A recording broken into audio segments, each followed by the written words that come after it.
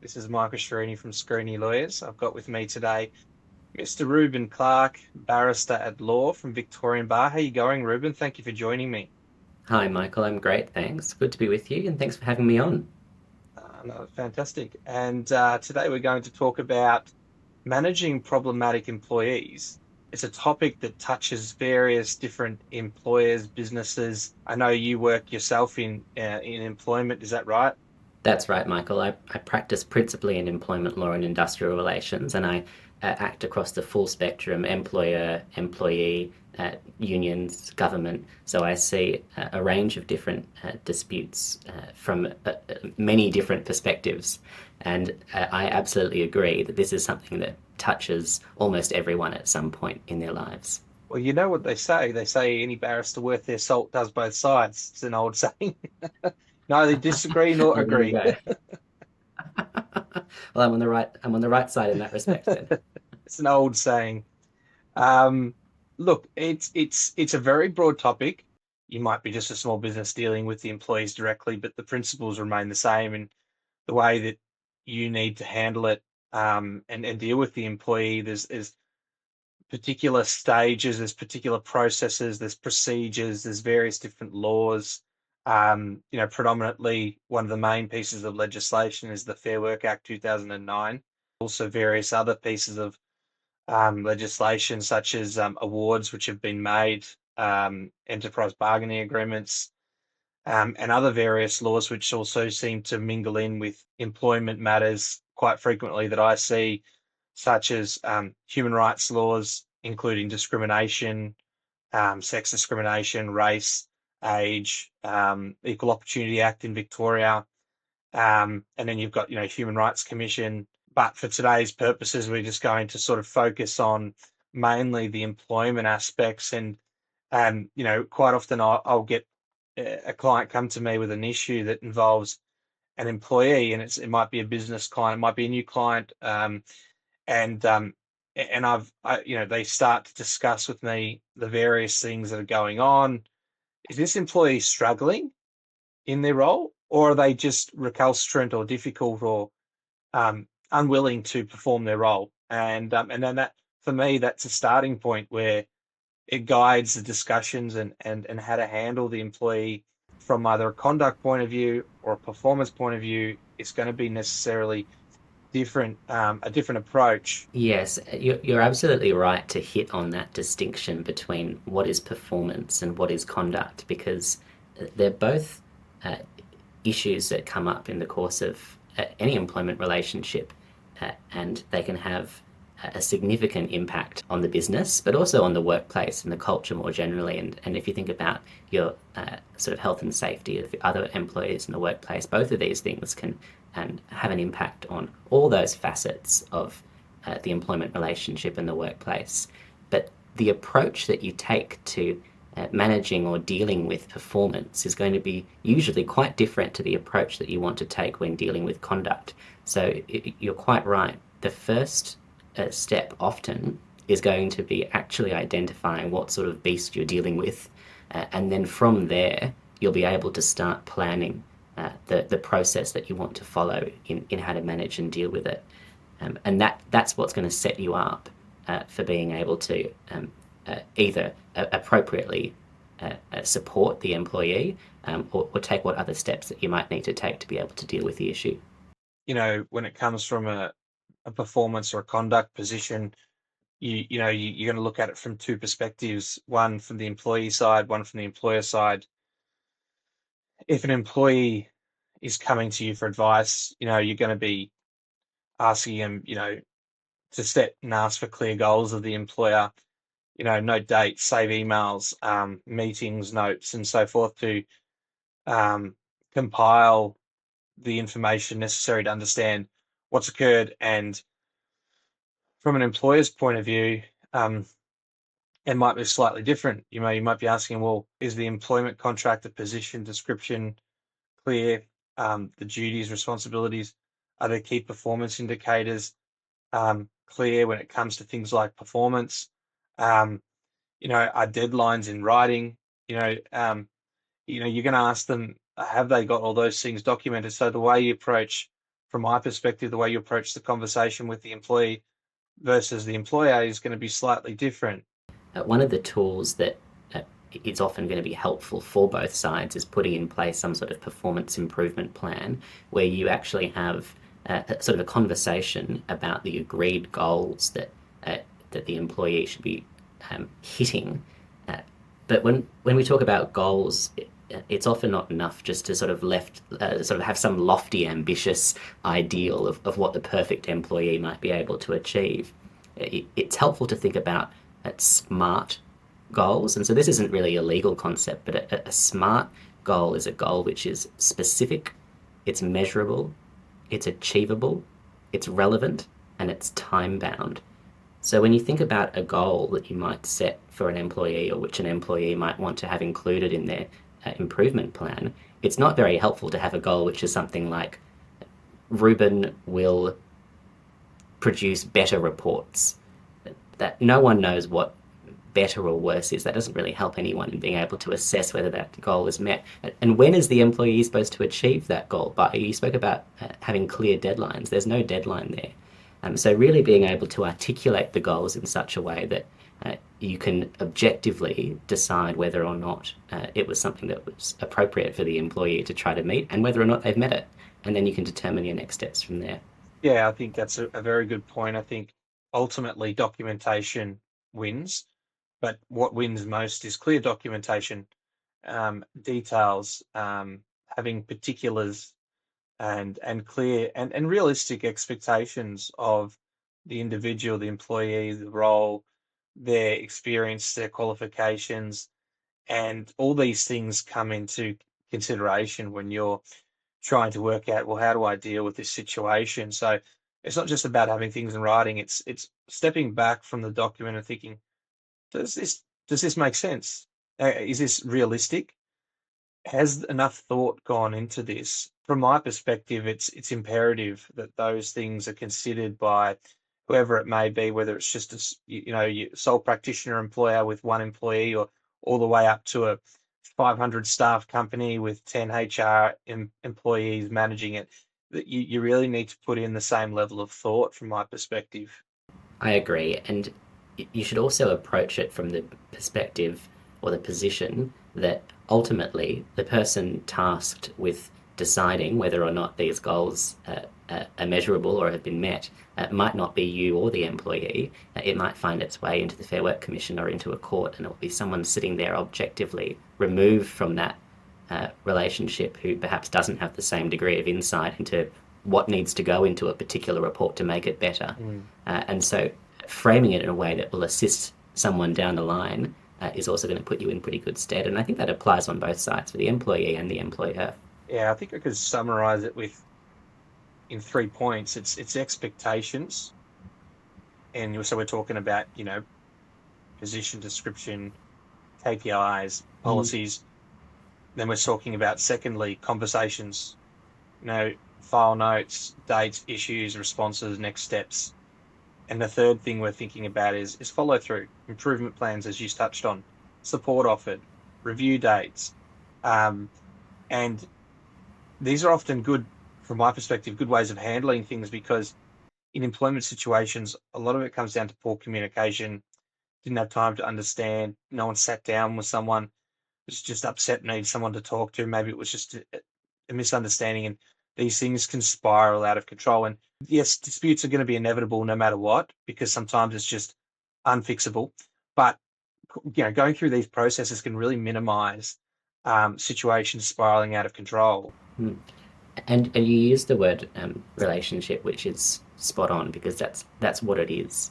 It's more than just a commercial dealing between two people. The employment relationship is something where there needs to be that give and take on both sides in order to make it work. That's very profound, and I like the fact that you highlighted that, because you're quite right. This is not a commercial contract. This is an employment relationship, ordinarily with a written contract, which should be in place always, I would recommend, no matter the role.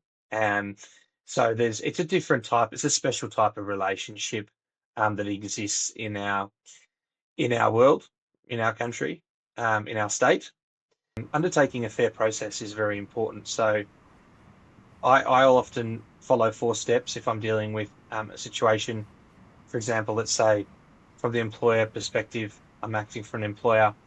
Um, we had an employer the other day, in fact, a business that came to me, an old client I've known for years, great relationship, we have with them. And, they came to me and said, I've got an employee that's creating trouble, have done multiple things, potentially against company policies that were in place, which was good, and contrary to their contractual obligations.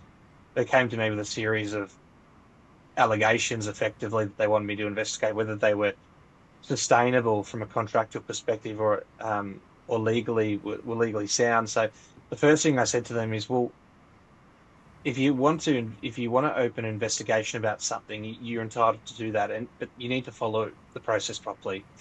Um, and a fair process is important, especially when it comes to things like unfair dismissals.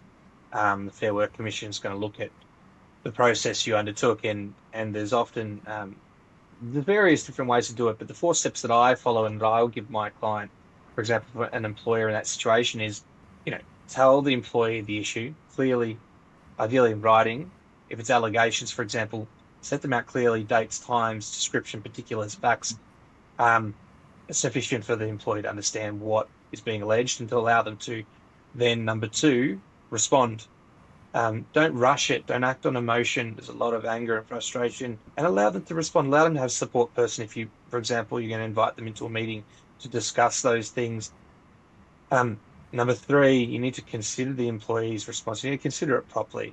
Be fair, be reasonable, be measured, and adjust any allegations if they've given valid responses, and don't just substantiate things where there's no evidence. And you may be determining it on the balance of probabilities, but it has to be some basis behind any findings. So number four, when you decide and you confirm the certain things, you need to think about the outcome you want, what you've decided, the reasons, and the next step. So, these are quite often the 4 steps that I'll go through with the employer when they come to me with an issue. It's usually something that the employee's done in the workplace.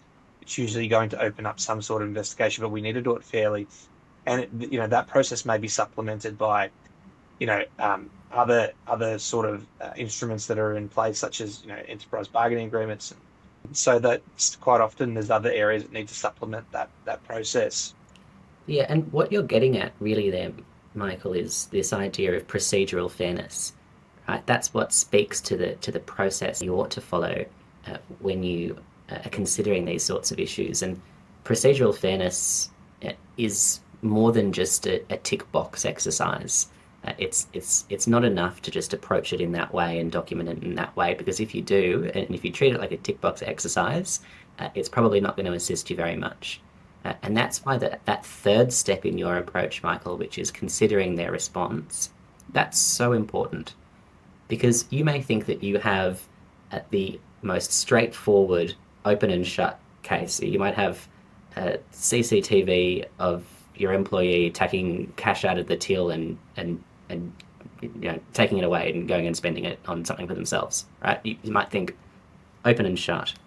But until you give them an opportunity to respond, and until you listen to their response and appreciate what their side of the story is, how can you possibly know what all the facts are, all the relevant facts are? And if you don't have all those relevant facts, then you're at risk of making, dare I say, an unfair decision. I completely concur with that. I think to follow a box ticking exercise is really um, disregarding the spirit and the real meaning of procedural fairness. And you really need to be reactive, but in the right way. Reactive, I mean, you need to react properly to the situation. And that sort of segues into my next point that I wanted to talk to you about, which was, is it ever too early or too late to get legal input? We've got solicitors, we've got barristers with a wealth of knowledge in this area. Um, I would say it's never too early or late. Having the benefit of legal expertise, even if your HR team want to seek in-house counsel or they want to get external solicitors or external counsel for their views, it's always good to have a fresh brain, even a second brain, even just to make sure that you're on the right track. It's a very good idea. Lawyers, effectively being solicitors, barristers, or whoever else, um, we can provide invaluable advice around these sorts of situations. Yes, and it might not always be what people want to hear, but sometimes it's important to hear it. And I don't know if it can ever be too late, but it can be late. So we all generally have a pretty good sense of when something feels a bit off in our gut. And when you get that feeling, you probably think maybe this is the time where I get some legal advice. However, what I see often is that people experience that feeling, but then decide not to get that advice because they're concerned about, usually about the cost involved in that. But what happens is then the issue snowballs, it gets bigger and bigger and more serious, and at that point, you need to get the lawyers to jump in. Perhaps proceedings have even been commenced at that stage, whether that's in the Fair Work Commission or elsewhere, and the cost of dealing with the issue at that later stage is usually going to be much higher than getting on the front foot about it. Sometimes you can't fix a situation. Maybe it's too late to fix a certain issue, but you can certainly get an audit and you can then see, well, what can I fix now? Because I don't want the same thing to happen again twice or three times. So, you know, there's a famous saying that goes, those who don't learn from history are doomed to repeat it. And I think that's very true in every facet of life. You need to learn from mistakes. And if you didn't have the things in place that you needed at the time, you really should have them in place after that happened. There's really no excuse for it because you're really effectively exposing yourself. If you've identified a weakness or an issue in your business, you need to address that. And speaking about whether you can get in too early, you don't even need to wait to be on the unfavourable end of a decision or a dispute to realise that you might need to clean some things up. And it's always open to everyone to go and get their get your template contracts checked, get your workplace policies looked over by someone.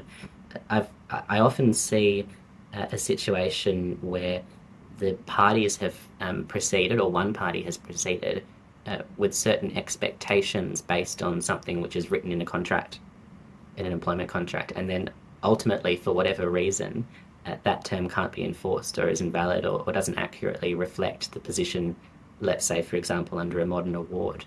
And so the parties have been proceeding on this sort of false expectation, which all falls away, and that might expose them to additional risks that might not have been there.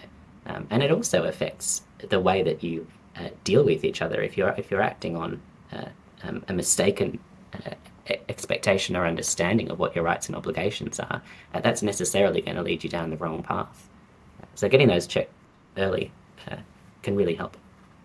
And that sort of, comes to my next point that I want to discuss with you, which is, what are the common mistakes that we see trigger claims from employees? And I'm not sure about yourself, but the common ones that I often see are ambush meetings where you've given the employee no notice, no agenda for them to respond and think about, no notes, unsigned notes of meetings, mixed messages, so you're giving them praise, warnings at the same time, copy-paste warnings with no specifics, then we've got ignoring medical support requests, rushing to terminate the employee, retaliatory tone, emotive tone after complaints are made or leaves requested. My view is always just slow down, write it down, treat, like cases alike, maintain consistency, have an organization, have a register to organize your records and the investigation, so you know that you can manage these situations correctly, lawfully, but also consistently. Because employees they talk to each other. Yeah, I mean, these are all common mistakes, Michael. The difficulty is that for probably almost every mistake that you identified, though, I reckon we could come up between the two of us with a situation where it might be appropriate. to behave for an employer to behave in that way. So you really need to take a case by case approach to it. But generally, those reflect some very common mistakes. Um, uh, I want to say something about warnings. You mentioned warnings, and uh, I mean, a warning serves sort of two purposes. One, it serves to warn the employee, right, that if they continue to behave in this way or if they continue to underperform, then they risk more serious disciplinary action, which can include dismissal. But the second purpose is to really document the process that you have been through to show you how you've afforded that employee procedural fairness in case you need to defend future disciplinary action. And there's no, as far as I'm aware, there's no universal requirement that warnings be in writing, but overwhelmingly, would suggest that they are, because then the terms of the warning are clear. The conduct or the behaviour or the performance issue that the warning deals with is there in black and white. Um, and you can produce that. You mentioned documentation earlier. You can produce that documentation if you need to prove the warning if it's ever in dispute. So the way that a business deals with warnings can be really can make or break a case down the track. And if you haven't already, you might want to start thinking about what your processes and procedures are for disciplinary action. Do you have a sort of general three strikes rule, or do you adopt a more flexible approach which allows you to deal with perhaps more serious instances when they arise, and less serious incidents you can deal with in a different way? Yeah. And that's going to be determined based on the needs of business. I would agree with that and concur. Look, as much as you can put in writing, the better. There's less ambiguity, there's less failure for recollection for witness, when they're giving evidence later, verbal evidence or witness statements, and things become lost, or you've convinced yourself something was said or wasn't. There's also less risk for employers in just being alleged to have said things that weren't said. So I would agree with that. I think that's probably the right way to go. Um, maybe there might be some small situations where a minor warning verbally is necessary because just the situation doesn't warrant a written.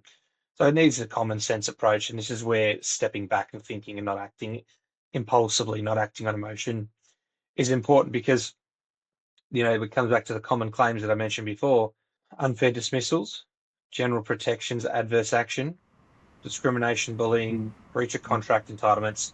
From my perspective, four of the biggest litigated areas in employment in industrial law. And predominantly, we're talking breach of contract entitlements could be either the employer or the employee. The others are often generally going to be the employee, of course, because of the nature of the relationship.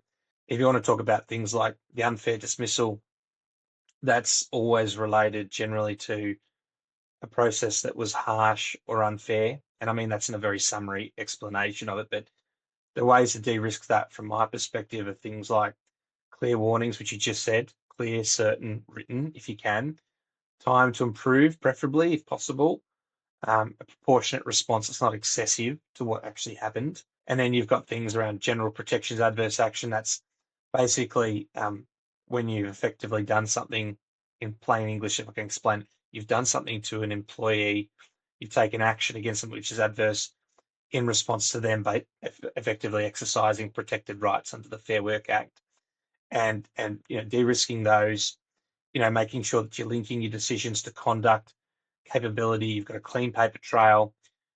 Ultimately, if that goes to court or the Fair Work Commission first, if it's involving a dismissal, eventually the onus is going to be reversed. So it's going to be on the employer to establish that they didn't do those things because of the employee exercising the workplace right. So having evidence there is essential.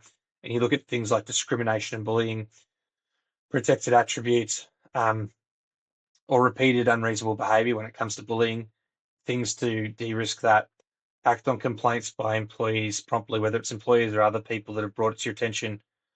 Have maybe a separate, even third-party investigator, decision maker that's maybe even not connected with the business. And then you talk about breach of contract entitlements. Effectively, one party didn't follow the contract policy, pay correctly, commonly brought by both sides. Ways that I see these being de-risked is checking the contract, checking the policies, being across them, remembering them, learning them, and having them at hand just to scratch up on them when you need. And always, obviously, from an employer's perspective, making sure you pay your employees on time.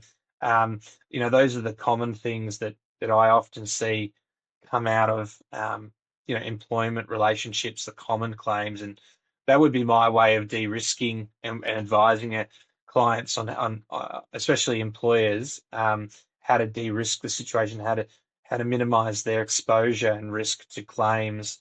Yeah, they're definitely the more common claims. And when you look at unfair dismissal applications and general protections applications, the number of these claims that are being brought is increasing year on year on year. And the president of the Fair Work Commission put out a statement recently which reported that in the 24-25 financial year, the number of general protections claims involving dismissal that were filed in that year was 27% greater than the 5-year average. So we're seeing a significant leap in the number of these applications that are being made. When it comes to unfair dismissal, there are a number of factors that the Fair Work Commission is required to take into account. So it's important that you're familiar with those. It's things like, it's things that we've been speaking about already. Was the employee notified of the reason for the dismissal? Were they given an opportunity to respond? If the reason for dismissal relates to a performance or conduct, were they given a warning? So it's these sorts of procedural fairness things. There's a few others, but have a look at them. From the employee perspective, it's important that employees know that when it comes to deciding the type of claim that you want to bring, there are certain claims where if you bring one, you can't bring another one. So, for example, if you make an unfair dismissal application, you can't also bring a general protections application involving dismissal. You need to choose which stream you want to go down, and there are pros and cons to each. And helping you work through those pros and cons is probably a conversation you can have with Michael. Or yourself. To be able to, or with me, to be able to figure out what's best for you. Because I think, Michael, you and I have both seen people get it wrong from time to time. There are many decisions that I read where the Commission observes that what might have been a pretty strong general protections application is brought in the unfair dismissal stream for whatever reason.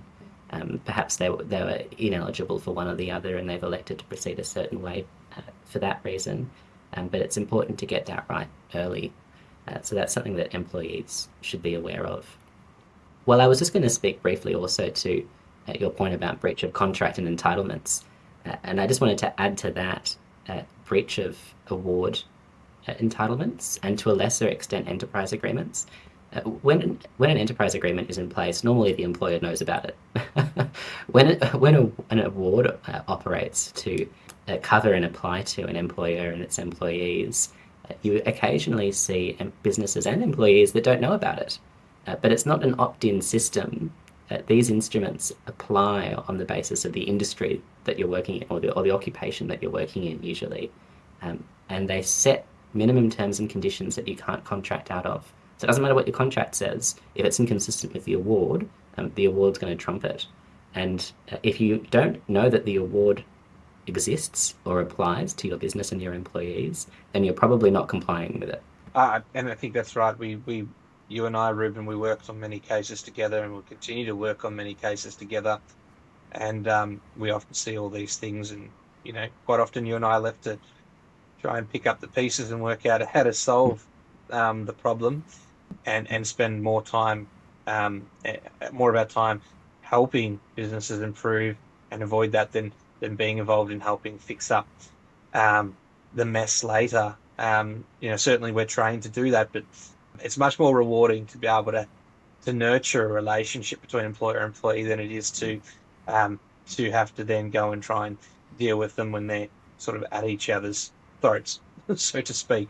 Correct. I agree. And it comes back to that cyclic learning approach where if you do make that mistake, fix it to preserve the future relationships that you have with other either existing or employees that you might have come on board at a later time. a lot of situations could be improved by a fair, consistent process. It could certainly reduce the risk of any litigation. I'd just like to say thank you so much for coming on today. It's been fantastic. Um, Looking forward to our next matter together in the not too distant future. No, thanks, Michael. It was great to speak with you. I also look forward to working with you on our next matter. And just a reminder for everyone, when you do feel that twinge in your gut that something's not right, slow down and ask yourself whether that's the time you might need to give someone a call. I agree. Thank you so much, Ruben.